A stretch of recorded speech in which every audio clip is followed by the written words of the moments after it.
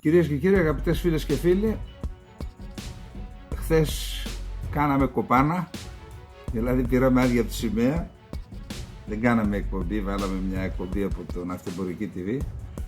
Απόψε είμαστε και πάλι μαζί. Απόψε είναι Τρίτη, 28 Φεβρουαρίου του 2023, τελευταία μέρα του μήνα. Από αύριο υποδεχόμαστε τον Μάρτη. Μάρτης, Γδάρτης και Παλοκοκάφτης, λέει ο λαός μας.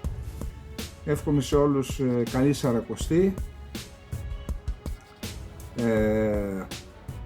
Στο τέλος έχω να πω κάτι γι' αυτό, γιατί μας έστειλε κάτι ο Διγενής Ακρίτας, θα το πούμε στο τέλος. Silent scan. Ξεκινάμε όπως πάντα από την Ουκρανία. Ο πόλεμος, επαναλαμβάνω, ούτως ή άλλως είναι ένα πολύ σημαντικό ζήτημα, το οποίο πρέπει να μας απασχολεί, επηρεάζει τις ζωές μας, επηρεάζει τις ζωές εκατομμυρίων ανθρώπων εκεί και εκατοντάδων εκατομμυρίων ανθρώπων σε όλο τον κόσμο, για να μην πω δισεκατομμυρίων. Αυτό που είναι σε εξέλιξη, όπως πάντα ξέρετε, είναι οι μάχες σε δύο βασικά μέτωπα, τρία και ένα στο βορρά απέναντι από το Χάρκοβο, στην Περχίβκα, αλλά αφήστε το, εκείνο δεν έχει τόσο μεγάλη σημασία. Πιο μεγάλη σημασία έχει το Μπαχμούτ, και το δεύτερο είναι κάτω στο Βουλεντάρ, και στο Βουλεντάρ θα δούμε συνέχεια γιατί έχει σημασία. Το Μπαχμούτ θα δούμε μετά και δηλώσεις και του Ζελένσκι και του διοικητή των δυνάμεων του στρατού Ξηράς, αν δεν κάνω λάθος, της Ουκρανίας. Είναι υποπλήρη περικύκλωση το Μπαχμούτ, για να κάνει δηλώσεις και ο Ζελένσκι και να πει ότι η κατάσταση είναι δύσκολη, σημαίνει ότι είναι μια προαναγγελία εγκατάλειψης πιθανών της πόλης.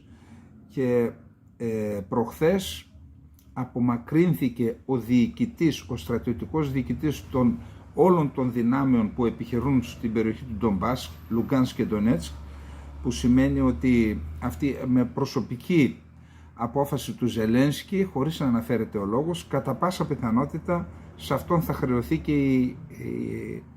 η κατάληψη της πόλης από τους Ρώσους, του Μπαχμούτ εννοώ. Δεν ξέρουμε αν θα σταματήσουν εκεί, πάντως έχουμε ξαναπεί το πιο πιθανό είναι να κατευθυνθούν βόρειο-δυτικά στο Σλοβιάνσκ και στο Κραματόρσκ. Στο Βουλεντάρ δεν είχαμε ανατολικά το Βουλεντάρ μία προέλαση περίπου 4-5 χιλιόμετρα. Κατά πάσα πιθανότητα θα επιχειρηθεί να περικυκλωθεί το Βουλεντάρ. Επίσης έχουμε δηλώσεις και από τη μια και από την άλλη πλευρά για την υπερδνηστερία. Οι μεν Ουκρανοί λένε ότι οι Ρώσοι θα κάνουν επιχείρηση στρατιωτική από εκεί για να ενώσουν τα μέτωπα, δηλαδή με κατεύθυνση την Οδυσσό, να αποκλείσουν την Ουκρανία από τη θάλασσα και πιθανόν να καταλάβουν και το Μικολάγιεφ και τη Χερσόνα. Μόνο που το ζήτημα αυτό λένε ότι υπάρχει ένα σώμα ρωσικού στρατού στην υπερδνηστερία. Στην υπερδνηστερία κατοικεί περίπου 500.000 είναι οι κάτοικοι, η μισή και παραπάνω είναι Ρώσοι. Είναι, όπως είπαμε, μια δημοκρατία που δεν την αναγνωρίζει κανένας, ζει στην ουσία στη σκιά της Ρωσίας, αποτελεί έδαφος, επίσημα έδαφος της Μολδαβίας, αποτελεί, επαναλαμβάνω, συνταγματικά είναι έδαφος της Μολδαβίας. Λέει λοιπόν αυτό το σώμα στρατού, δεν ξέρουμε ακριβώς πόσες, τουλάχιστον δεν γνωρίζω εγώ, ποια είναι ακριβώς η συγκρότησή του και τι μονάδες έχει και τι δυνατότητες έχει, του ρωσικού στρατού που σταθμεύει στην υπερδνηστερία. Επίσης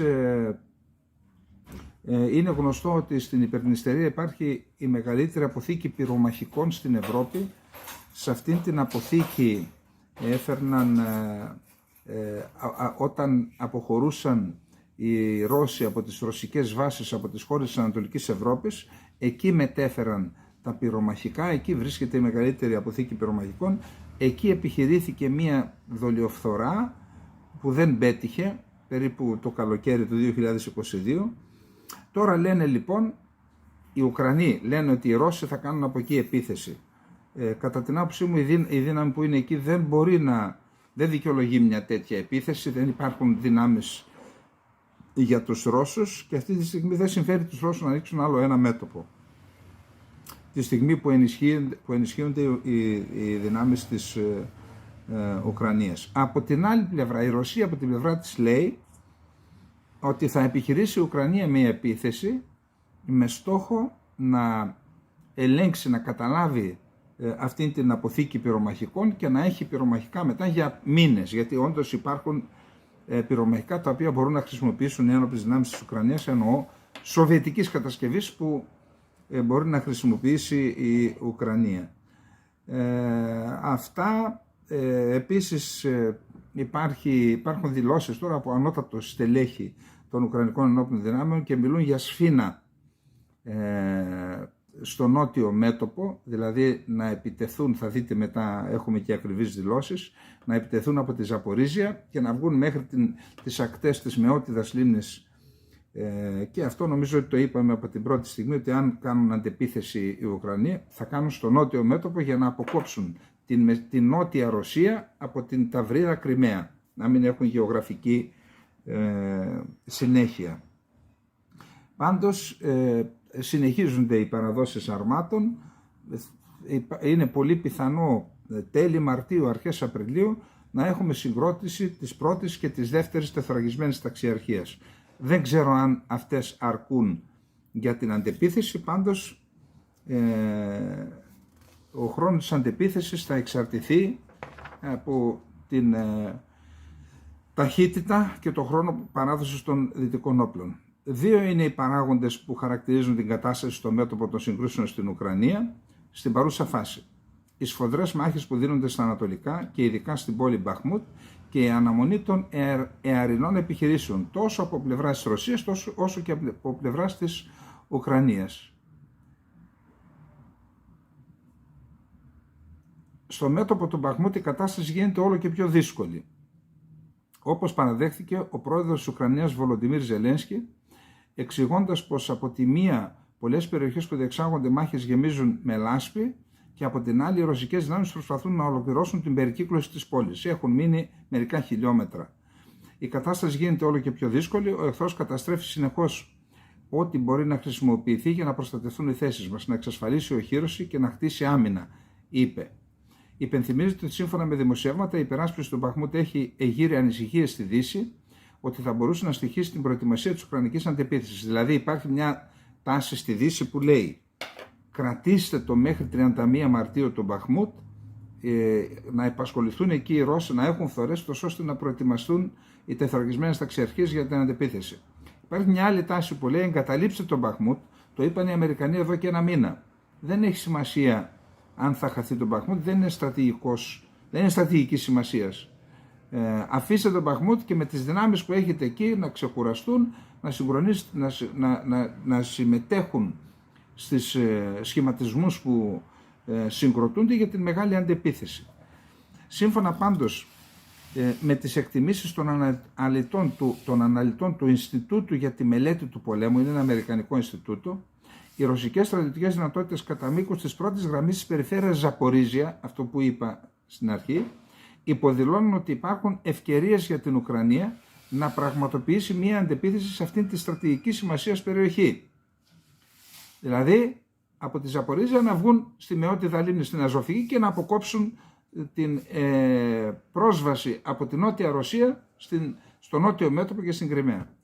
Στο μεταξύ, οι Ουκρανικοί στρατιωτικοί αξιωματούχοι διαβεβαιώνουν συνεχώς ότι οι Ουκρανικές δυνάμεις προετοιμάζονται για την εαρινή επίθεση στην Νότια Ουκρανία, σε αυτή την κατεύθυνση που σας είπα. Η τελευταία τοποθέτηση ήρθε από τον Ουκρανό αναπληρωτή επικεφαλής της κύριας στρατιωτικής διεύθυνσης πληροφοριών, Βάντιμ Σκιμπίτσκι, ο οποίος δήλωσε στις 26 Φεβρουαρίου ότι οι Ουκρανικές δυνάμεις θα είναι έτοιμες για μια αντεπίθεση την άνοιξη του 2023. Ανέφερε μάλιστα ότι η διάσπαση του ρωσικού μετώπου μεταξύ της Κριμαίας και της Ηπειρωτικής Ρωσίας αποτελεί έναν από τους στρατηγικούς στόχους της Ουκρανίας. Ο ίδιος σημείωσε επίσης ότι η παροχή στρατιωτικής βοήθειας από τη Δύση είναι ένας αποφασιστικός παράγοντας για τον προσδιορισμό του χρόνου της Ουκρανικής αντεπίθεσης. Άρα, όπως είπαμε, στο νότιο μέτωπο εκεί θα παιχτούν όλα. και στη συνέχεια, αν έχουν τη δύναμη και αν έχουν αντοχή, θα κτυπήσουν και την ίδια την Κριμαία, όπως απαιτεί τουλάχιστον η Βρετανία με βάση αυτά που ξέρουμε.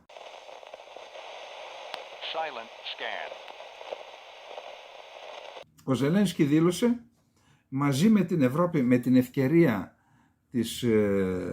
του ενός έτους, λέει είμαστε μαζί με την Ευρώπη, εννοώ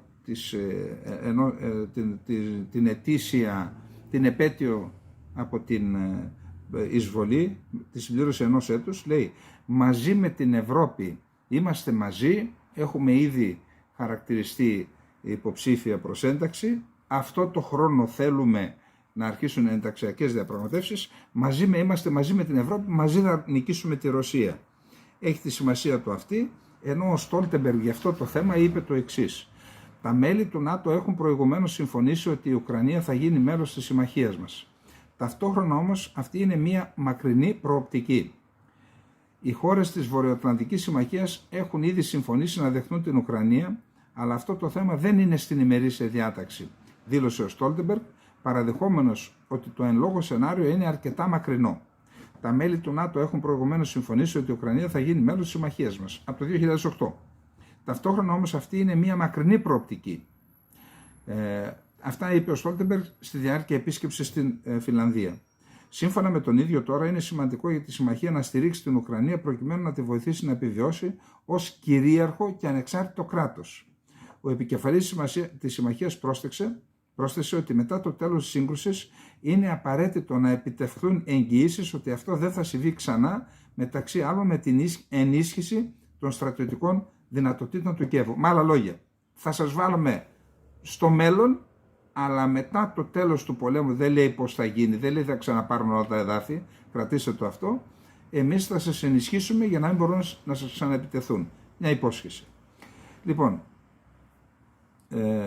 η Ουκρανία έχει κάνει, είπαμε, και συνταγματικά έχει δηλώσει ότι θα γίνει μέλος του ΝΑΤΟ. Ο πρόεδρος Ζελένσκι υπέγραψε στις 28 Φεβρουαρίου του περασμένου έτους αίτηση για ένταξη της Ουκρανίας στην Ευρωπαϊκή Ένωση, γι' αυτό έκανε τη δήλωση που σας είπα. Οι αρχηγοί κρατών και κυβερνήσεων της Ευρωπαϊκής Ένωσης στη Σύνοδο Κορυφής της Βρυξέλλες 23 Ιουνίου ενέκριναν την υποψηφιότητά της μαζί με τη Μολδαβία. Όμως για να ξεκινήσουν διαπραγματεύσεις θα πρέπει να γίνουν ορισμένες διαρθρωτικές αλλαγές στο εσωτερικό σε πολλά επίπεδα και κυρίως στο θέμα της διαφθοράς.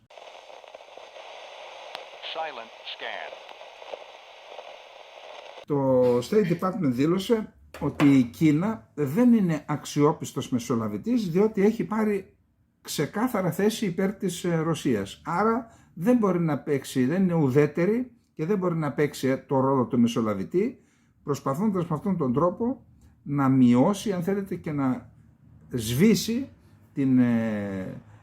τις επιδράσεις που έχει κάνει και τις επιρροές που ασκεί πλέον το ειρηνευτικό σχέδιο της Κίνας, το οποίο στο Κίεβο υπάρχουν φωνές που το βλέπουν, κάποια στοιχεία αυτού του ειρηνευτικού σχεδίου τα βλέπουν με καλό μάτι γιατί τους συμφέρει, γιατί μιλάει για εδαφική ακεραιότητα. Επίσης έχουμε και έχουμε στους Wall Street Journal, είδαμε στη Wall Street Journal, είδαμε ένα δημοσίευμα που λέει ότι η Αγγλία, η Γαλλία και η Γερμανία, το είχαμε αναφέρει προχθές, αλλά δεν είχαμε αντιληφθεί τι ακριβώς σημαίνει αυτό. Ότι η Αγγλία, η Γαλλία και η Γερμανία θέλουν να κάνουν δική τους αμυντική συμφωνία με την Ουκρανία για να εγγυηθούν την άμυνα της Ουκρανίας. Τι πραγματικά συμβαίνει, σύμφωνα με ρεπορτάζ και από το Βερολίνο, ότι αυτές οι χώρες έχουν δώσει τελεσίγραφο στο Κίεβο ότι ο πόλεμος δεν μπορεί να συνεχιστεί εσαΐ και ότι συστήνουν στην κυβέρνηση του Κιέβου να δεχθεί απώλεια εδαφών και στη συνέχεια, αφού δηλαδή όσα εδάφη έχουν καταλάβει οι Ρώσοι να τα κρατήσουν, όμως με ό,τι απομείνει στα επόμενα εδάφη που θα έχουν απομείνει στην Ουκρανία, θα εγγυώνται την ασφάλεια και την ακεραιότητα οι τρεις αυτές χώρες. Είναι ένα μήνυμα αυτό προς το Κίεβο, και γι' αυτό η Μόσχα έκανε δήλωση και είπε: εμείς δεχόμαστε διαπραγματεύσεις υπό τον όρο να κρατήσουμε τα εδάφη που έχουμε καταλάβει. Άρα εδώ υπάρχει μια σύμπτωση. Κατά πάσα πιθανότητα λοιπόν, για να μην περάσει και το ειρηνευτικό σχέδιο της Κίνας, πιθανότατα υπάρχουν φωνές, δεν ξέρουμε αν θα γίνει, που εργάζονται σε αυτήν την κατεύθυνση.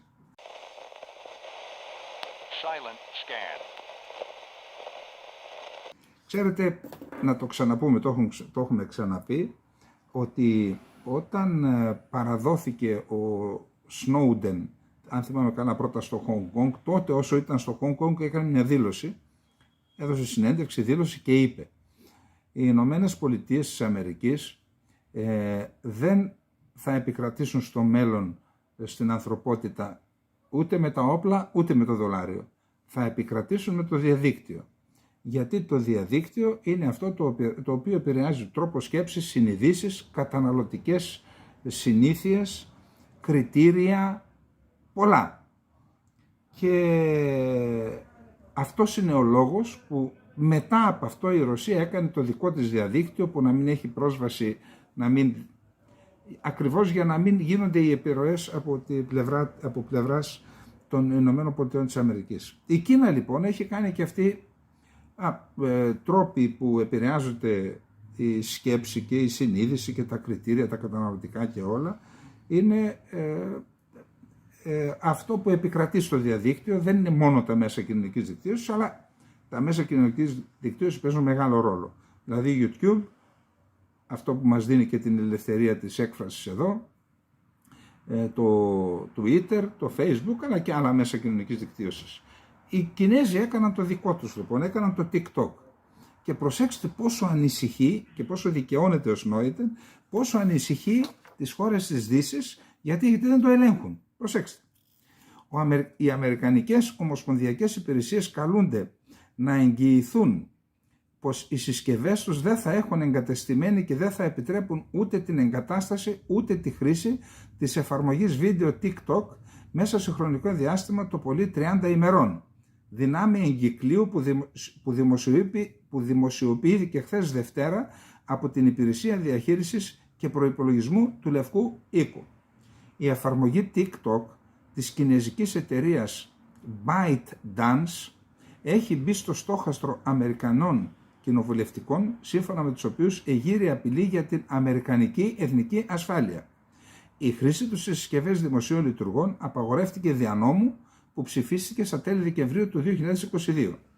Τι αναφέρει η εγκύκλειος? Η εγκύκλειος λοιπόν αναφέρει, διανεμήθηκε για να δοθούν διευκρινήσεις ως προς την εφαρμογή του νόμου, τον οποίο κύρωσε υπογράφοντάς τον ο πρόεδρος Τζο Μπάιντεν στις αρχές Ιανουαρίου. Στο μνημόνιο προς τους επικεφαλείς των ομοσπονδιακών υπηρεσιών που υπογράφει η Σαλάντα Γιάνγκ, η επικεφαλής της Υπηρεσίας Διαχείρισης και Προϋπολογισμού του Λευκού Οίκου, ζητείται από όλες να απεγκαταστήσουν και να απαγορεύσουν τις εγκαταστάσεις της εφαρμογής συσκευών που τους ανήκουν ή διαχειρίζονται και να απαγορεύσουν τη διαδικτυακή κίνηση από τις συσκευές τους σε αυτή την εφαρμογή, στο TikTok δηλαδή. Η εξαιρετικά δημοφιλής πλατφόρμα σύντομων βίντεο έχει μπει στο στόχαστρο της Δύσης, όπου κάποιες κυβερνήσεις λένε ότι ανησυχούν ότι το Πεκίνο ίσως αποκτήσει πρόσβαση στα δεδομένα χρηστών σε ολόκληρο τον κόσμο. Δια του TikTok μπαίνει στα κινητά και παίρνει ό,τι έχουν μέσα. Η απαγόρευση της χρήσης στις συσκευές της Αμερικανικής Ομοσπονδιακής Κυβέρνησης καταγράφηκε μερικές μέρες μετά την παρόμοια απόφαση που έλαβε η Ευρωπαϊκή Επιτροπή, που απαγορεύει και αυτή τη χρήση του TikTok σε όλο το προσωπικό, ανεξαιρέτως σε όλους, για την προστασία του θεσμού. Ανάλογη απόφαση πήρε και ο Καναδάς. Προσέξτε, εδώ τίθεται θέμα εθνικής ασφάλειας, ότι δηλαδή μπορεί δια του TikTok να τραβήξει τα αρχεία η Κίνα. Αλλά είναι και η επιρροή μέσω του TikTok, διότι δεν είναι ελεγχόμενο από τις ΗΠΑ. Εδώ να πούμε ότι στα άλλα μέσα κοινωνικής δικτύωσης, άμα πεις μια λέξη η οποία από κάποιους θεωρείται ότι δεν είναι πρέπουσα, κόβεται από το διαδίκτυο ή σου κλείνει το λογαριασμό. Επειδή δεν ελέγχουν το TikTok και λέγονται τα πάντα εκεί, σου λέει ποιος είσαι εσύ που θα αφήσει να λένε όλος ο κόσμος ό,τι θέλει, και άρα είναι και αυτός ένας λόγος. Λοιπόν, αυτά και σε σχέση με το TikTok. Τώρα δεν ξέρω, και η Ελλάδα πιθανόν θα πρέπει να πάρει μια τέτοια, αφού υπάρχει αυτό το ενδεχόμενο και το πήρε η Ευρωπαϊκή Ένωση. Πιστεύω ότι και η Ελλάδα θα πρέπει να εξετάσει αν υπάρχει τέτοιο ενδεχόμενο να μας κλέβουν δεδομένα. Εννοώ για τους χρήστες για τους κρατικούς αξιωματούχους.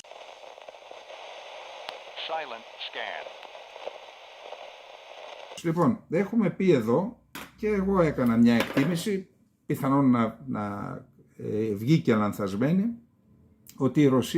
ότι η Τουρκία δύσκολα θα πάρει στην πλάτη της το θέμα του βέτο, να συνεχίσει δηλαδή το βέτο στην Σουηδία, να γίνει μέλος του ΝΑΤΟ η Σουηδία. Είναι γνωστό ότι 2 χώρες σκανδιναβικές, Φινλανδία και η Σουηδία, θέλουν να γίνουν μέλη του ΝΑΤΟ. Περιμένουν 2 χώρες να ολοκληρώσουν την κύρωση στα κοινοβούλια τους, η Ουγγαρία και η Τουρκία. Η Ουγγαρία αναμένουμε να γίνει από μέρα σε μέρα, είπαν ότι πιθανόν στις 2 Μαρτίου να γίνει κάτι τέτοιο. Ενώ λοιπόν η Τουρκία φάνηκε ότι αλλάζει κάπως αυτή την άτεγκτη στάση που είχε μετά την επίσκεψη Μπλίνκεν στην Τουρκία, ότι ξεπαγώνει η διαδικασία η τριμερής που γίνεται στο ΝΑΤΟ. Ήρθε ο Τσαβούσογλου και είπε, ακούστε, δεν θα κάνουμε διαπραγματεύσεις, είπε, απλά θα κρίνουμε αν αυτό που υπογράψαμε, το μνημόνιο που υπογράψαμε οι 3 χώρες, Τουρκία, Φινλανδία και Σουηδία, εάν εφαρμόζεται. Άρα ξεπαγώνει στα πλαίσια του ΝΑΤΟ. Νομίζω 9 Μαρτίου θα ξανασυζητήσουν. Πάντως η Φινλανδία, επειδή έχει εκλογές στις 2 Απριλίου και δεν θέλει να πάει, πρέπει να λάβει απόφαση στο Φινλανδικό Κοινοβούλιο, τελική απόφαση, έχει πάρει προκαταρτική απόφαση, να την υπογράψει ο πρόεδρος και μετά να σταλεί στο ΝΑΤΟ για να γίνει επίσημα μέλος, εφόσον έχει κυρωθεί το ζήτημα από την Τουρκία, από την Τουρκική Βουλή και από την Ουγγρική. Ενώ λοιπόν πήγαιναν μαζί οι 2 χώρες, Φινλανδία και Σουηδία, τώρα η Φινλανδία, είχαμε από τον πρόεδρο μια δήλωση, λέει άμα γίνεται να μπούμε και μόνοι μας. Βλέπουμε ότι το κοινοβούλιο τώρα, νομίζω αύριο, σήμερα, παίρνει απόφαση και αναμένεται η απόφαση να είναι θετική, και ο πρόεδρος είπε θέλω να γίνει αυτό πριν τις εκλογές, γιατί μετά τις εκλογές πιθανόν να μην υπάρχει και χρόνος μέχρι να συγκροτηθεί το νέο κοινοβούλιο. Εδώ λοιπόν φαίνεται η πιθανότητα να μπει πρώτα η Φινλανδία μόνη της και στη συνέχεια σε επόμενο χρόνο να μπει και η Σουηδία. Πιθανόν να το συμφώνησε αυτό ο Τσαβούσογλου με τον Μπλίνκεν, δεν ξέρουμε, επαναλαμβάνουμε, πιθανολογούμε έτσι. Και έτσι να δούμε πρώτα να μπαίνει η Φινλανδία και στη συνέχεια σε επόμενο χρόνο να μπει η Σουηδία. Πάντως είναι δύσκολο να την κρατήσει επιμακρών εκτός ΝΑΤΟ η Τουρκία, κάνει έναν ελιγμό για να μην θεωρηθεί ότι αυτό είναι μία ήττα.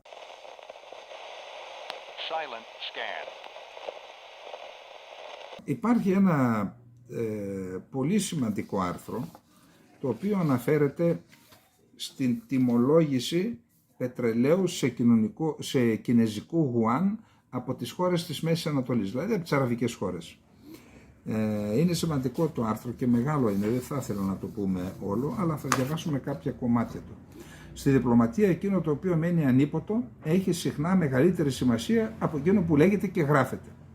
Είναι το άρθρο του Xavier Blas από το Bloomberg. Μετά τη συνάντηση του Προέδρου της Κίνας Xi Jinping με τον βασιλιά της Σαουδικής Αραβίας τον Δεκέμβριο, και οι 2 χώρες εξέδωσαν εκτενείς ανακοινώσεις εκθιάζοντας την αναδυόμενη σινο-σαουδαραβική σχέση σε όλα τα πεδία. Σε περισσότερες από 5.000 λέξεις ωστόσο, μιλάμε για φλιαρία, οι δηλώσεις δεν περιείχαν διόλου την πολυδιαφημισμένη ιδέα της χρήσης του γουάν για την τιμολόγηση του πετρελαίου. Οι ανακοινώσεις δεν έλεγαν απολύτως τίποτα σχετικό με το θέμα. 0. Το αναπόφευκτο ενός πετρογουάν έχει γίνει μια δημοφιλής άποψη στην οικονομική μπλογκόσφαιρα. Η Κίνα θέλει να δείξει τα δόντια της ως αναδυόμενη δύναμη, πλήττοντας ένα από τα πιο ορατά και διαρκή σημάδια της 75χρονης ηγεμονίας των ΗΠΑ στη Μέση Ανατολή δια του δολαρίου, πετροδολαρίου, ότι δηλαδή όλες οι πωλήσεις γίνονται με δολάριο. Εάν πιστεύετε στις θεωρίες συνωμοσίας, η εισαγωγή ενός πετρογουάν και η επακόλουθη κατάρρευση του πετροδολαρίου θα ήταν ένα πρώτο ντόμινο, το οποίο ενδεχομένως θα αποδυνάμωνε ολόκληρο το χρηματοοικονομικό σύστημα των ΗΠΑ. Πολύ σοβαρά πράγματα. Επανασχεδιασμός του παγκοσμίου οικονομικού χάρτη. Το σκηνικό υπόστρωμα κρίσεων και πολέμων. Όσο εκπληκτικό και αν ακούγεται, το αφήγημα αυτό είναι μια ψευδαίσθηση. Ρωτήστε παρασκηνιακά κυβερνητικούς κύκλους στο Ριάντ, στο Αμπουντάμπι, την πόλη του Κουβέιτη, την Ντόχα, για το πετρογουάν, και η απάντηση, ακόμα και τις εβδομάδες μετά την επίσκεψη του ΣΥ στο Ριάντ, είναι ομόφωνη. Το πετροδολάριο είναι εδώ για να μείνει. Σε πρόσφατο ταξίδι στην περιοχή δεν άκουσα ούτε έναν αξιωματούχο να μιλάει σοβαρά για προετοιμασία για την εισαγωγή ενός νέου νομίσματος στο μείγμα. Οι απαντήσεις ακούγονται κάπως έτσι. Τι έχουμε να κερδίσουμε εμείς από αυτό? Το δολάριο είναι ελεύθερα μετατρέψιμο. Το γουάν όχι. Το δολάριο έχει ρευστότητα, το γουάν όχι. Αυτή είναι η ευγενική εκδοχή. Οι πιο ειλικρινείς απαντήσεις ακούγονταν ακόμα πιο εμφατικές σχετικά με το παράλογο της στροφής σε ένα κρατικά διαχειριζόμενο νόμισμα, το οποίο παράγεται από μια αδιαφανή και απρόβλεπτη χρηματοοικονομική μηχανή, την κινέζικη. Ωστόσο, όπως σε κάθε συνωμοσία, υπάρχει και ένας κόκκος αλήθειας στην ιστορία του πετρογουάν. Ο ΣΥ πράγματι ενθάρρυνε την περιοχή να αγκαλιάσει το γουάν όσον αφορά το εμπόριο πετρελαίου. Αντί να τιμολογούν το πετρέλαιο σε γουάν, όπως περίμεναν πολλοί, ο ΣΥ απλώς ζήτησε από τους παραγωγούς της Μέσης Ανατολής να δέχονται πληρωμές σε γουάν. Οι αξιωματούχοι της Μέσης Ανατολής αντέδρασαν στην καλύτερη περίπτωση χλιαρά. Δημόσια είναι ανοιχτοί να συζητήσουν τα πλεονεκτήματα, αλλά δεν πηγαίνουν πολύ πιο μακριά από εκεί, μένουν στη συζήτηση. Δεν υπάρχουν προβλήματα με τη συζήτηση για το πώς θα διευθετήσουμε τις εμπορικές μας ρυθμίσεις. Είτε πρόκειται για δολάριο ΗΠΑ, είτε για ευρώ, είτε για ριάλ Σαουδικής Αραβίας, δήλωνε ο Υπουργός Οικονομικών της Σαουδικής Αραβίας, Μοχάμετ Αλ Τζαντάν, τον περασμένο μήνα. Ο Θάνι Αλ Ζεούντι, Υπουργός Εμπορίου των Εμιράτων, δήλωνε ότι η χώρα του είναι έτοιμη να συζητήσει τη διευθέτηση του εμπορίου σε διαφορετικά νομίσματα, αλλά μόνο για μη πετρελαϊκές συμφωνίες. Στη συνέχεια του άρθρου, επειδή δεν θέλω να το αναφέρεται, ότι αν γίνει αυτό με το γουάν, θα γίνει μετά και με την Ινδική Ρουπία, μετά θα γίνει και με το Γεν και με τη Βόρεια Κορέα και με την Νότια Κορέα, και αυτό όντως θα μπορέσει να δημιουργήσει ένα πρόβλημα, αλλά λέει ότι ο ΟΠΕΚ, που είναι ένα κλειστό καρτέλ, δεν πρόκειται να προχωρήσει σε μια τέτοια ρηξικέλευτη απόφαση. Με άλλα λόγια, υπάρχουν θεωρίες, υπάρχουν και κινήσεις για συναλλαγές σε άλλα νομίσματα, αλλά λένε εδώ από ταξίδι που έκανε ως ο αρθογράφος στην περιοχή, ότι το δολάριο είναι εκεί για να μείνει.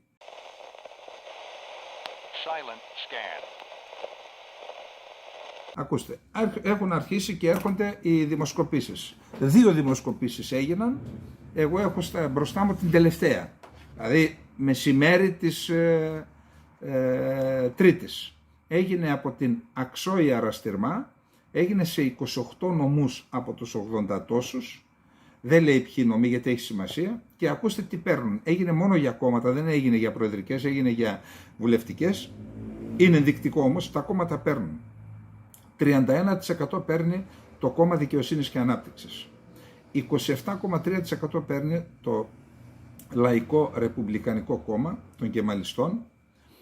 13,6% παίρνει το Καλό Κόμμα της Μεράλ Αξενέρ. 12% παίρνει το Κόμμα της Δημοκρατίας των Λαών, δηλαδή αυτό το κόμμα που υποστηρίζεται κυρίως από Κούρδους. Το κόμμα των Γκρίζων Λύκων, το Κίνημα Εθνικιστικής Δράσης του Ντεβλέτ Μπαξελή, παίρνει 6,8%. Άλλο, απαντούν, θα ψήφιζαν άλλο κόμμα, 5,8%. Το κόμμα, τα υπόλοιπα κόμματα, τα 3 από τα 6, δηλαδή και το Ντέβα και το Σαντέτ και το Γκελετζέκ, που είναι το μέτωπο των 6, παίρνουν συνολικά αυτά 1,5-2%, δεν είναι κάτι 2,5%. Εν πάση περιπτώσει, Ερντογάν και Μπαξελή παίρνουν 37,9% και οι Κεμαλικοί μαζί με το Καλό Κόμμα παίρνουν 41% και παίρνουν γύρω στο 45%. Και 12 των Κούρδων πάει 57%, 55%. Άρα φαίνεται ότι, ότι ο σεισμός επηρέασε αρνητικά το εκλογικό σώμα και αυτό το έχει καταλάβει και ο ίδιος ο Ερντογάν, φαίνεται και στις αντιδράσεις του. Τώρα, τι άλλο είδα τον Καραμολάογλου, είναι ο ένας από τους 6, ο οποίος θα έκανε μία αναφορά για την δημογραφική δομή και τον κίνδυνο δημογραφικής αλλίωσης λόγω του σεισμού στον νομό του Χατάι της Αντιόχειας και έκανε μία αναφορά στην διακήρυξη Μπαλφούρ του 1917 που έλεγε ο Βρετανός Υπουργός Εξωτερικών ότι πρέπει στην Παλαιστίνη να ιδρυθεί κράτος του Ισραήλ. Αναφέρθηκε στο ιστορικό της ίδρυση του κράτους του Ισραήλ και στην ιδέα για το μεγάλο Ισραήλ, του οποίου τα σύνορα θα εκτείνονται από τον Εφράτη μέχρι τον Νείλο ποταμό. Και λέει ότι υπάρχει σε εξέλιξη το σχέδιο της ευρύτερης Μέσης Ανατολής ή της μείζωνος Μέσης Ανατολής, το οποίο σχεδιάστηκε στην Ουάσιγκτον, και ότι με βάση αυτό η Τουρκία θα υποχρεωθεί να συνενέσει στην ίδρυση του κράτους του Μεγάλου Ισραήλ. Και λέει ότι υπάρχει τέτοιος κίνδυνος και στο Χατάι αλλά και στο Κουρδιστάν, στο τουρκοκρατούμενο Κουρδιστάν, και ζητούσε από την κυβέρνηση και από αυτή και από την επόμενη να πάρει μέτρα. Ένα θέμα το οποίο είναι δημοφιλές ήταν και στο κόμμα του Νεσμετίν Ερμπακάν, το βλέπα παντού δηλαδή και στα προπαγανδιστικά τους έντυπα, αλλά βρίσκει ευήκοα ότα και στα αυτιά των Σουνιτών μουσουλμάνων. Έχει σημασία τώρα να αναφέρεται έτσι στο ξεκάρφωτο, αναφέρθηκε, επαναλαμβάνω, με αφορμή το Χατάι αλλά και το Αντίαμα και τους άλλους νομούς που έχουν κουρδικούς πληθυσμούς. Τώρα, ένα άλλο θέμα είναι το εξής. Σταχυολόγησα ορισμένα ζητήματα να τα πούμε και στο τέλος θα το κλείσω. Στο Χατάι υπήρχε ένα συγκρότημα πολυκατοικιών που λεγόταν Renaissance Residence. Οι Τούρκοι, ξέρετε, διαλέγουν και ωραία ονόματα και κάνουν ωραίες μακέτες και από μακριά τα βλέπεις ωραία, λες να πάρω κι εγώ εκεί κάτι, και μετά είδατε τι γίνεται. Εκεί λοιπόν αυτές οι πολυκατοικίες γκρεμίστηκαν σαν χάρτινος πύργος. Με βάση επίσημα στοιχεία υπήρχαν 85 νεκροί, τα σώματα δηλαδή 85 νεκρών μέσα στα χαλάσματα, στα ερείπια. Έγινε διακομιδή των ερείπιων. Τα πήραν από εκεί, δεν βρέθηκε ούτε ένας από τους 85. Ακούστε, τους πήραν μαζί με τα μπάζα και τους πέταξαν εκεί που πέταξαν τα μπάζα, 85, τα κορμιά 85 ανθρώπων. Εδώ, προσέξτε, δεν θα μπούμε ποτέ στην παγίδα, ό,τι και να συμβαίνει και το ιστορικό, ξέρετε, και οι διαφορές, δεν θα μπούμε στην παγίδα να μαυρώνουμε την εικόνα ενός λαού διότι αυτό δεν είναι καλό για κανέναν, ούτε για μας. Εμείς πρέπει να έχουμε καθαρή εικόνα, χωρίς απονευρωμένη από τα γεγονότα του παρελθόντος. Αλλά εδώ υπάρχει μια διαφορά. Περνούσα, ξέρετε, στην Τουρκία και έβλεπα ένα παλιό οθωμανικό νεκροταφείο που είχε, ξέρετε, αυτές τις στήλες και πάνω κάτι στρόγγυλα, και πέρασε από μέσα ο δρόμος, χωρίς να νοιάζεται κανένας για τίποτα. Πάνω στην περιοχή της Σμύρνης, κάπου εκεί στο Σεφερί Χισάρ. Δηλαδή, ενώ στις κηδείες βλέπεις τους Τούρκους να πηγαίνουν σύσσωμοι, ανεξάρτητα με το ποιος πέθανε, είδα και σε Έλληνες και στην Κωνσταντινούπολη πήγαιναν όλοι οι Τούρκοι και όντως, αλλά στο νεκρό στο σώμα δεν ξέρω. Δηλαδή πήρανε τα μπάζα από τις πολυκατοικίες με τους 85 ανθρώπους μέσα κομματιασμένους με τις μπουλντόζες. Δεν έγινε δηλαδή μια προσεκτική διακομιδή για να δούνε πού είναι οι νεκροί. Τα μάζεψαν και τα πέταξαν.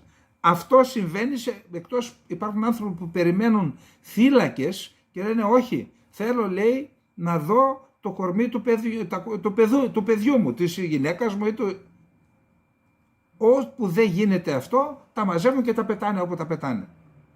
Παρεμπιπτόντως, το είπαμε και προχθές, υπάρχει κάποιος που λέει όλα τα μπάζα, λέει, από το σεισμό, από τις γκρεμισμένες πολυκατοικίες, να τα βάλουμε μεταξύ της Μερσίνας και της Κερίνιας και είτε να χτίσουμε ένα νησί εκεί, να αποκτήσει η Τουρκία άλλο ένα νησί, να κάνουμε και ένα δρόμο να ενώσουμε την Κύπρο.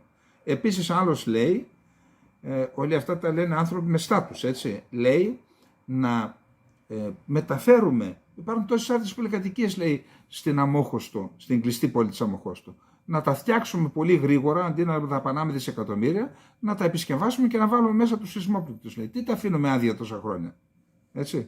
Να τα ακούει αυτά και ο νεοεκλεγής κύριος Χριστοδουλίδης. Ένα άλλο θέμα, υπάρχει μία εταιρεία που λέγεται Dismalt Group, η οποία σε κάποιες πολυκατοικίες, συγκροτήματα μεγάλα στα Άδανα που είχαν ρογμές με το σεισμό, ξέρετε τι έκανε? Αντί να περιμένει το κράτος να δει αν είναι οι πολυκατοικίες, αν έχουν πρόβλημα για να κατοικηθούν, πήρε και σοβάτισε και έβαψε τις ρογμές. Ωραίος ο τύπος. Ναι, αλλά προσέξτε τι έκανε. Αυτή η εταιρεία, το group, συμμετέχει σε διαγωνισμό για κατασκευή 509 διαμερισμάτων αξίας 809 εκατομμυρίων λιρών. Νομίζω, ναι, λιρών. Από τα Άδανα είναι η εταιρεία, κάπου και στην περιοχή του Χατάι. Και φέρεται, έδωσε τη χαμηλότερη τιμή, κέρδισε το διαγωνισμό και φέρεται να είναι φύλλα προσκύμενη προς τον Ερντογάν. Εδώ θα δείτε μετά τι εννοώ. Τώρα προσέξτε τι έγινε στην Τουρκία και πώς το παρουσιάζει αντικειμενικά αρκετός κόσμος στην Τουρκία, και αναφέρομαι σε ανθρώπους που γράφουν και εκφράζονται. Λένε ότι αυτό που είδαμε να γκρεμίζεται ήταν ο Ερντογάν προετοιμαζόταν το 2023 να γιορτάσει η Τουρκία με πανηγυρικό τρόπο τα 100 χρόνια της ίδρυσης της τουρκικής δημοκρατίας. 1923, υπογραφή συνθήκης Λοζάνης, 2023, 100 χρόνια. Και θα ήταν η Τουρκία μια διαστημική δύναμη, μια παγκόσμια οικονομική δύναμη, πολιτική δύναμη, παγκόσμια και στρατιωτική δύναμη. Από τους ισχυρότερους στρατούς στον κόσμο, με δικά της αμυντικά συστήματα κτλ. Όμως αυτό, αφήστε που δεν θα γίνει λόγω του σεισμού, όπως κατέρεαν όλα αυτά τα κτίρια, έτσι κατέρευσαν και τα επιχείρηματά τους. Γιατί το λέω αυτό? Ξέρετε, πηγαίνουν τώρα οι ενώσεις μηχανικών και κάνουν έρευνες στα κτίρια που έπεσαν και βγάζουν πορίσματα γιατί έπεσαν. Σε όλα δεν ήταν θέμα μόνο αντισεισμικής μελέτης. Ήταν και θέμα των υλικών που χρησιμοποιήθηκαν. Σε όλα το τσιμέντο που χρησιμοποιήθηκε είναι ακατάλληλο. Φτωχό σε τσιμέντο ή ακατάλληλης κακής ποιότητας. Αυτό, αν συνέβαινε σε μία πολυκατοικία, 2, 3, 5, θα έλεγες ότι υπάρχουν διεφθαρμένοι κρατικοί υπάλληλοι, και στην Ελλάδα υπάρχουν, και έτσι παρότι υπάρχουν θεσμοί, νόμοι και θεσμοί, κάποιοι δεν λειτουργήσαν σωστά και κάποια πέσανε. Και εδώ έπεσαν ορισμένα. Δεν είναι έτσι. Εκεί έπεσαν όλα. Τι σημαίνει αυτό? Ότι κατέρευσε το σύστημα, αλλά και το οικοδόμημα που έχθισε ο ίδιος ο Ερντογάν. Της ισχυρής Τουρκίας, μετά είμαστε καλύτεροι από τους δυτικούς κτλ. Και τελικά αποκαλύπτεται ότι ζήτησαν από τους Αμερικανούς να χτίσουν ένα νοσοκομείο εκστρατείας στο Χατάι, νομίζω 100 κλινών, 200 κλινών, τώρα δεν το θυμάμαι με τόσες πληροφορίες που διαβάζουμε, και αυτό θεωρήθηκε μάλιστα από ορισμένους στην Τουρκία ότι αυτό προσβάλλει την Τουρκία, εμείς δεν μπορούσαμε να το κάνουμε μόνοι μας. Έτσι, γκρεμίστηκε το οικοδόμημα που έχτισε ο Ερντογάν επί 20 χρόνια μέσα σε μερικά λεφτά με τους σεισμούς. Και έτσι το 2023 που περίμενε αυτός να κάνει πανηγυρικά, να επανεκλεγεί και να γιορτάσει, αυτό όπως καταλαβαίνετε πάει περίπατο. Τώρα, ακούστε στα γήπεδα τι συμβαίνει. Στο γήπεδο της Φενέρμπαξε, έλεγαν προχθές, το είπαμε στην προχθεσινή μας εκπομπή, έλεγαν 20 χρόνια ψέματα, ψέμα, παρετήσου ουλάν. Ουλάν είναι ρε μπιπ. Αφευθυνόμενοι στον Ερντογάν, έτσι. Παρετήσου ουλάν. Διαβάστε τι είναι ουλάν. Στο γήπεδο της Φενέρμπαξε έγινε χαμός, ήρθε την επόμενη μέρα στις Μπεσίκτας, στον αγώνα της με την Ατάλια, το ίδιο ακριβώς, και έξω από το γήπεδο πάλι είχαμε και αντιδράσεις τεράστιες από τους κυβερνητικούς. Ο Μπαξελή είπε, ξέρετε, η κλασική λογική των φασιστών. Αλλά τι είναι αυτό, απαράδεκτο. Οι αγώνες να γίνονται χωρίς φιλάθλους. Ωραίο, έτσι. Οι φίλαθλοι μας λένε να παραιτηθούμε και εμείς λέμε δεν υπάρχουν φίλαθλοι. Καλή λογική. Μάλιστα την εφάρμοσαν. Στον αγώνα της Φενέρμπαξε στο Εικόνιο, θα γίνει εκτός έδρας στο Εικόνιο, απαγορεύτηκε να ταξιδέψουν φίλαθλοι της Φενέρμπαξε. Καλό. Και εδώ γίνεται απαγόρευση για να μην πλακώνουν. Άλλο για λόγους ασφαλείας. Εκεί γίνεται για λόγους απαγόρευσης της έκφρασης των πολιτών. Προσέξτε εδώ τώρα το ωραίο που σας έχω. Υπάρχει κάποιος, ονομάζεται Ερτζάν Φαράς. Μπορείτε να το βρείτε στο διαδίκτυο, στο Twitter. Έχει 114.000 ακολούθους. Έκανε μία ανάρτηση που θα σας πω που είχε 763 θεάσεις, την είδε δηλαδή 763.000 άνθρωποι, 2.413 retweet, 1.741 σχόλια. Αυτά τώρα στοιχεία το απόγευμα 6 ώρα περίπου της 28 Φεβρουαρίου, αυτά τα στοιχεία. Τι γράφει αυτός? Στη διαδήλωση στο Γκεζί υπήρχαν αστυνομικοί οι οποίοι ήταν του Γκιουλέν και σας επέτρεψαν να κάνετε τη διαδήλωση. Στις 15 Ιουλίου στο πραξικόπημα υπήρχαν στρατιωτικοί του Γκιουλέν και κάνατε το πραξικόπημα. Τώρα όσοι σκέφτεστε να κάνετε επανάσταση, με αφορμή δηλαδή αυτά που έγιναν στο Φενέρμπαξε και τις Μπεσίκτας αλλά και τις διαδηλώσεις του κόσμου, να ξέρετε ότι όσοι σκέφτεστε να κάνετε επανάσταση θα σας σπάσουμε τα πόδια. Ο άνθρωπος αυτός από τις αναρτήσεις είναι με το επώνυμό του, είναι κοντά στο Σουλεϊμά Σοϊλού, στο ΑΚΕΠ, στον Ερντογάν κτλ. Και από κάτω διάβασα όλα σχεδόν τα σχόλια. 99% είναι εναντίον του. Έσπασε ο τείχος του φόβου, δεν μπορείς να μας φοβήσεις, να τον βρίζει πολλοί κόσμος. Θα τα πούμε, λέει, θα δείτε ποιος θα επαναστατήσει στις κάλπες. Κρατήστε το και αυτό και να πάμε στο τελευταίο που είναι μέχρι στιγμής, επειδή υπήρχαν φόβοι και εδώ και στην Ευρώπη ότι λόγω του σεισμού πολλοί Σύριοι θα έχουμε κύμα μεταναστών και προσφύγων στην Ελλάδα, είτε από Τούρκους που τα έχασαν τα πάντα, είτε και από Σύριους που κατοικούσαν στην περιοχή. Μέχρι στιγμής 40.000 Σύριοι επέστρεψαν στη Συρία, στην πατρίδα τους δηλαδή. Που τι σημαίνει αυτό? Ότι αν υπήρχε μια πολιτική της Ευρώπης να συνεννοηθεί με τον Άσαντ, και αν δεν ήθελε η ίδια η Ευρώπη για να μην τον αναβαθμίσει πολιτικά, ας έβαζε μη κυβερνητικές οργανώσεις. Το έχει το κόλπο άλλωστε. Ή τέλος πάντων κάποιους άλλους φορείς. Να δοθούν κίνητρα στους ανθρώπους να επιστρέψουν στα σπίτια τους και στην πατρίδα τους, παίρνοντας διαβεβαιώσεις από τον Άσαντ ότι δεν θα τους πειράξει. Θα είχαν φύγει παραπάνω από τους μισούς, γιατί ορισμένοι βολεύτηκαν, έχουν κάνει δουλειές, αλλά παραπάνω από τους μισούς θα φεύγαν και θα γυρνούσαν πίσω και θα λυνόταν και το πρόβλημα των προσφύγων για την...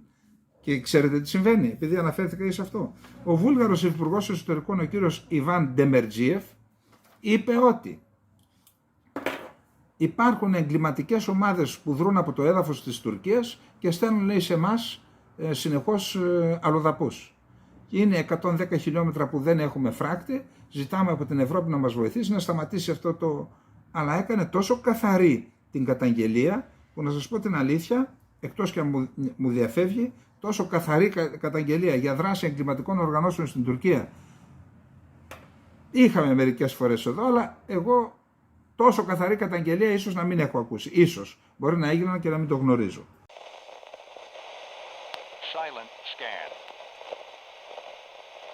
Έχουμε κυβέρνηση στην Κύπρο. Η κυβέρνηση είχε υποσχεθεί ο Χριστοδουλίδης ότι δεν θα έχει σκληρά κομματικά στελέχη ή προβεβλημένα κομματικά στελέχη. Και ότι θα βάλει και γυναίκες και εν πάση περιπτώσει έχουμε 27 υπουργούς και υφυπουργούς, 11 γυναίκες, 25. 11 γυναίκες και 14 άνδρες, αν δεν κάνω λάθος, ναι. Μέσος όρος ηλικίας 50 έτη, ο νεότερος 39, ο γυραιότερος 71 είναι ο υπουργός οικονομικών. προσπάθησε να τηρήσει κάποιες ισορροπίες, δηλαδή από το ΔΥΚΟ και το ΔΥΠΑ που είναι αδερφά κόμματα έχει αρκετούς υπουργούς, αλλά επαναλαμβάνω όχι κομματικά στελέχη, ανθρώπους που πρόσκυνται. Έχει και από την ΕΔΕΚ κάποιους και από το ΔΥΣΥ που αποσκύρτησαν και τον στήριξαν. Εν πάση περιπτώσει έκανε μια κυβέρνηση, αντιδράσεις υπάρχουν. Όπως καταλαβαίνετε δεν μπορεί να γίνει με παρθενογένεση. Κάποιοι περίμεναν, είχαν προσδοκίες, κάποιοι ήθελαν περισσότερα. Εν πάση περιπτώσει ο Υπουργός Άμυνας φαίνεται ότι είναι ένας παλιός καταδρομέας, σαν στρατιώτης υπηρέτησε την θητεία του ως καταδρομέας. Επίσης, για να τον δούμε λίγο, και Υπουργός Εξωτερικών είναι ένα πολύ ικανό άτομο, είναι ο Κωνσταντίνος Κόμπος. Υπουργός Οικονομικών ο Μάκης Κεραυνός, αυτός είναι ο μεγαλύτερος στην ηλικία. Υπουργός Εσωτερικών ο Κωνσταντίνος Ιωάννου, και αυτός λένε ότι είναι καλός. Να πάμε στον Υπουργό Άμυνας. Μιχάλης Γεωργάλας γεννήθηκε στο Μαραθόβουνο Αμοχώστου στις 20 Οκτωβρίου του 1968. Υπηρέτησε τη θητεία του στους Λοκατζίδες 31 μοίρα καταδρομών. Είναι πτυχιούχος χημικός μηχανικός της Πολυτεχνικής Σχολής του Αριστοτελείου Πανεπιστημίου Θεσσαλονίκης. Έχει πτυχία, μάστερ κτλ. Προέρχεται από το Ευρωπαϊκό Κόμμα, το Ευρωκό, και από την αλληλεγγύη της Ελένης Θεοχάρους. Πιθανότατα είναι και πρόταση της ΕΔΕΚ. Μαρίνος Σιζόπουλος είναι ο πρόεδρος της Επιτροπής Εξωτερικών και Άμυνας στο Κοινοβούλιο, άρα ίσως έγινε αποδεκτή, παρότι δεν προέρχεται από τους κόλπους του κόμματος του, ίσως έγινε αποδεκτή αυτή η πρόταση του Σιζόπουλου.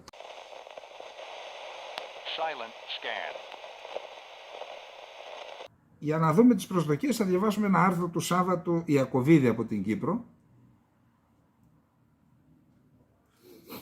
Στοιχεία από το άρθρο. Σήμερα Τρίτη ο νέος πρόεδρος της Κυπριακής Δημοκρατίας Νίκος Χριστοδουλίδης προσφώνησε τη Βουλή των Αντιπροσώπων. Πρώτα έδωσε την ακόλουθη διαβεβαίωση υπό μορφή πολιτικής και προσωπικής δέσμευσης. Διαβεβαιώ επισήμως πίστη και σεβασμόν στο Σύνταγμα και τους συνάδοντας αυτών νόμους και στην διατήρηση της ανεξαρτησίας και της εδαφικής ακεραιότητας της Δημοκρατίας της Κύπρου. Ποια εδαφική ακεραιότητα? Την παραβιασμένη?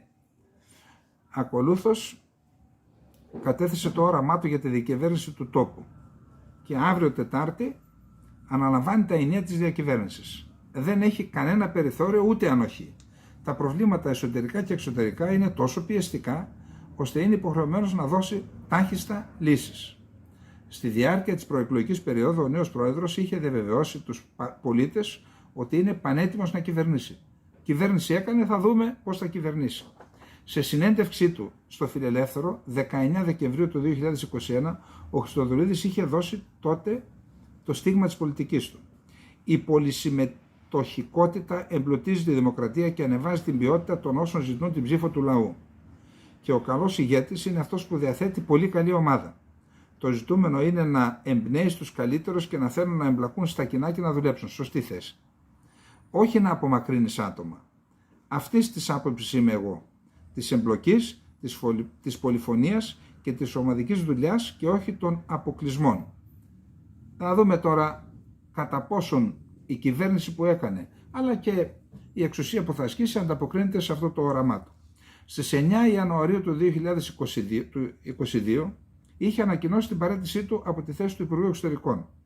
Σε δήλωση που έκανε τότε υπογράμμισε: «Δεν έχω καμία αμφιβολία ότι η κυπριακή κοινωνία δεν έχει ανάγκη από καρχαρίες, αλλά από έναν καλό καραβοκύρι που θα ενώσει ευρύτερες δυνάμεις και θα χτίζει στέρεες συνεργασίες τόσο στο εσωτερικό της Κύπρου όσο και στο εξωτερικό. Ο καλός καραβοκύρης τώρα είναι πρόεδρος της Κυπριακής Δημοκρατίας και τα κρίσιμα ζητήματα που θα κληθεί πάρα αυτά να αντιμετωπίσει είναι το αδιέξοδο στο Κυπριακό, η οικονομία της Κύπρου, το ενεργειακό, το μεταναστευτικό, καυτό ζήτημα, η παιδεία, η υγεία, οι θεσμοί. Η διαφθορά, λέω εγώ». Στις 12 Μαρτίου 2022 εξήγηλε την υποψηφιότητά του για την Προεδρία και επέμεινε ιδιαίτερα στην εξωτερική πολιτική και το Κυπριακό. Είπε τότε: «Οραματίζομαι την Κύπρο με υπερήφανη εξωτερική πολιτική, με διεκδικητικό ρεαλισμό και ισχυρή άμυνα που λειτουργεί αποτρεπτικά σε οποιαδήποτε επιβολή. Οραματίζομαι πάνω απ' όλα μια επανενωμένη πατρίδα, ελεύθερη, κυρίαρχη και εδαφικά ακέραιη, σύμφωνα με τα σχετικά με την Κύπρο ψηφίσματα των Ηνωμένων Εθνών και το κεκτημένο της Ευρωπαϊκής Ένωσης, μια πατρίδα χωρίς τα τουρκικά σωματοπλέγματα της διαίρεσης, χωρίς ξένα στρατεύματα και ξένους εγγυητές, η οποία θα διαδραματίζει το ρόλο που δικαιούται και της αξίζει σε περιφερειακό και ευρωπαϊκό επίπεδο. Η παρούσα κατάσταση πραγμάτων, το απαράδεκτο και παράνομο status quo δεν μπορεί να αποτελεί τη λύση του Κυπριακού, ούτε η διχοτόμηση, ούτε η συνομοσπονδία, ούτε η κυριαρχική ισότητα των δύο οντοτήτων, φυσικά ούτε τα δύο κράτη. Όσον αυτά είχε πει ο νέος πρόεδρος της Κύπρου στις 12 Μαΐου 2022, όταν είχε εξαγγείλει την υποψηφιότητά του. Πάμε παρακάτω. Όσον αφορά την επιδιωκόμενη λύση, ξεκαθάρισε πως στόχος του είναι η ουσιαστική αποκατάσταση της ενότητας της πατρίδας μας, του εδάφους της, του λαού της και των θεσμών της σε ένα διζωνικό, δικοινοτικό και δημοκρατικό ομοσπονδιακό κράτος, όπου τα ανθρώπινα δικαιώματα και η ασφάλεια όλων των Κυπρίων θα τη χάνουν πλήρως σεβασμού. Άρα, διζωνικό, δικοινοτικό, δημοκρατικό ομοσπονδιακό κράτος. Προσέξτε, ο νέος πρόεδρος, όπως και οι δύο ανθυποψήφοι του, Νεοφύτου και Μαυρογιάννης, δεν εξήγησαν ποτέ στους πολίτες πώς η αγγλοτουρκοδιζωνική αυτοχειρία ταυτίζεται με το κοινοτικό κατεστημένο. Δεν ταυτίζεται. Πώς και πόσο τα ανθρώπινα δικαιώματα διασφαλίζονται, πώς οι 4 βασικές ελευθερίες της Ευρωπαϊκής Ένωσης εξασφαλίζονται πλήρως, αφού ήδη δια των ολέθριων παραχωρήσεων 4 προέδρων στους Τούρκους, των συγκλήσεων και των σημείων Γκουτιέρες παραβιάζονται συλλήβδιν και καταστροφικά και οι 4 βασικές ελευθερίες της Ευρωπαϊκής Ένωσης. Επίσης, πού χάθηκε το διεθνές δίκαιο και η χάρτα του ΟΗΕ, πού εξαφανίστηκε η παγκόσμια αμάχητη αρχή ένας άνθρωπος, μια ψήφος, γιατί παραβιάστηκε το αξίωμα η πλειοψηφία κυβερνά και η μειοψηφία κατοχυρώνεται και ελέγχει, πώς διασφαλίζονται η κυριαρχία και η εδαφική ακεραιότητα της Κύπρου, αφού η Κυπριακή Δημοκρατία θα καταλυθεί, θα διαλυθεί. Σύμφωνα με την ανακοίνωση Αναστασιάδη Έρογλου του 2014, και στη θέση της θα δημιουργηθούν 2 συνιστώντα κράτη. Γιατί και ο Νίκος Χριστοδουλίδης ασεβεί βάναυσα προς το σωτήριο όχι του δημοψηφίσματος του 2004 για το σχέδιο Ανάν που διέσωσε την Κυπριακή Δημοκρατία, και τι είδος δημοκρατική διζωνική δικοινοτική ομοσπονδία θα είναι αυτή, αφού κατά τον Νεοκλή Σαρή, ακούστε τι είχε πει ο αείμνηστος Νεοκλής Σαρής. Η επιχειρούμενη λύση της διζωνικής δικοινοτικής είναι χειρότερη της διχοτόμησης, γιατί ο μοιραίος εκτουρκισμός θα συμβεί επί ολόκληρης της Μεγαλονήσου. Συνεπώς, η διζωνική δικοινοτική ομοσπονδία μάλλον δεν αποτελεί επανένωση της Κύπρου αυτής καθ' αυτής, αλλά θα σημάνει την ιονή ένωση ολόκληρης της Κύπρου με την Τουρκία.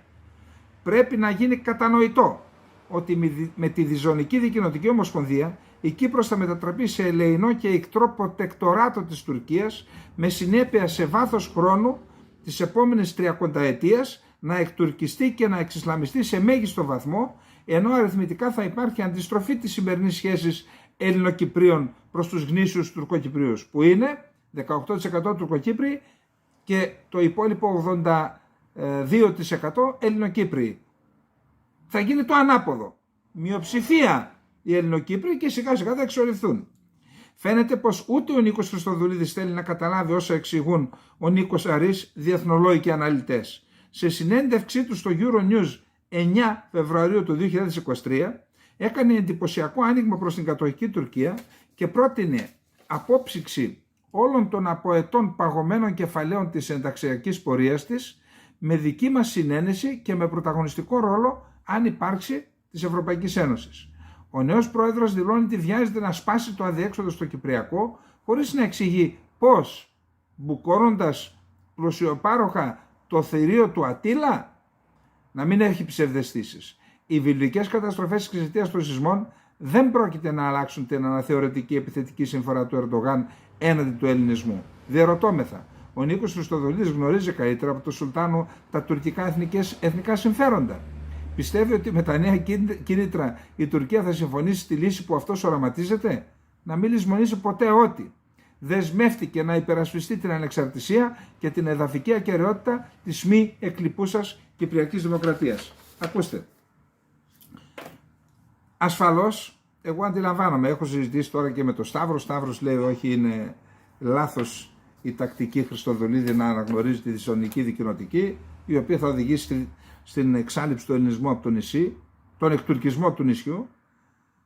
Όμως αντιλαμβάνομαι ότι επειδή ο ίδιος ως Υπουργός Εξωτερικών είχε υποστηρίξει τη δυσονική δικοινοτική ομοσπονδία λόγω Αναστασιάδη, τώρα δεν μπορεί να πει ότι εγώ το έκανα τότε επειδή δεν το πίστευα, αλλά το έκανα. Αντιλαμβάνομαι τη δυσκολία.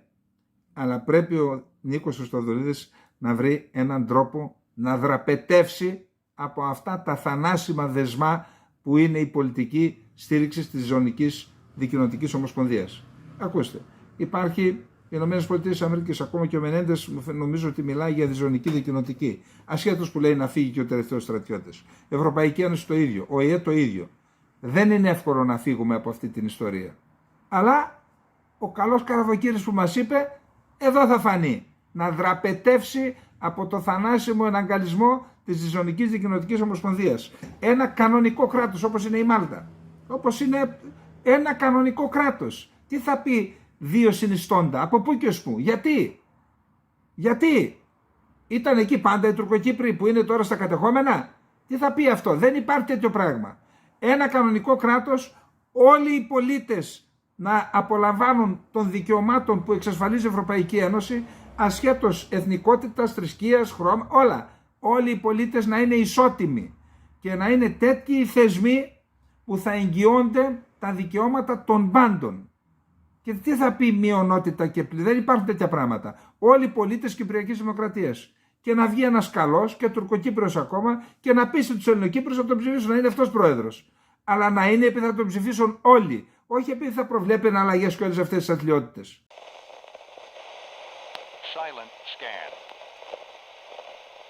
Είχαμε σοβαρές δηλώσεις ενός εκπροσώπου της ExxonMobil Ελλάδας-Κύπρου και λέει σημαντικά πράγματα, θα πω μόνο ότι περιμένουν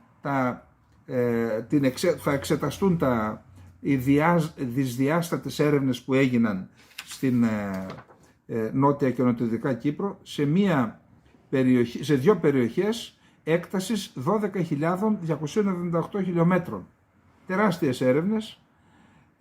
Κατά πάσα πιθανότητα το 2025, μπορεί όμως και το 2024. Δηλαδή αν δεν χρειαστούν τρισδιάστατες, πιθανόν και το 2024 να πει γεωτρύπανο. Πάντως σε κάθε περίπτωση η κυρία Λουίζα Παπαγεωργίου, η οποία είναι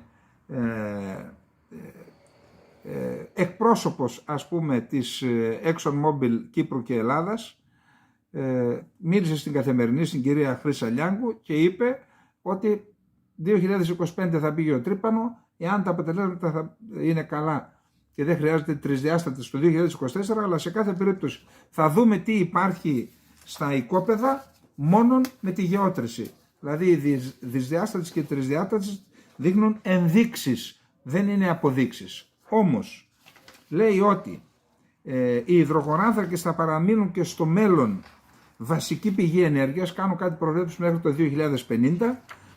Το 2050 θα χρησιμοποιείται ο κόσμος 15% περισσότερη ενέργεια, 55% του ενεργειακού μείγματος θα προέρχεται από αέριο και πετρέλαιο, για όσους λέγανε δεν θα κάνουμε γιατί θα έχουν αλλάξει, αλλά αντάλλον.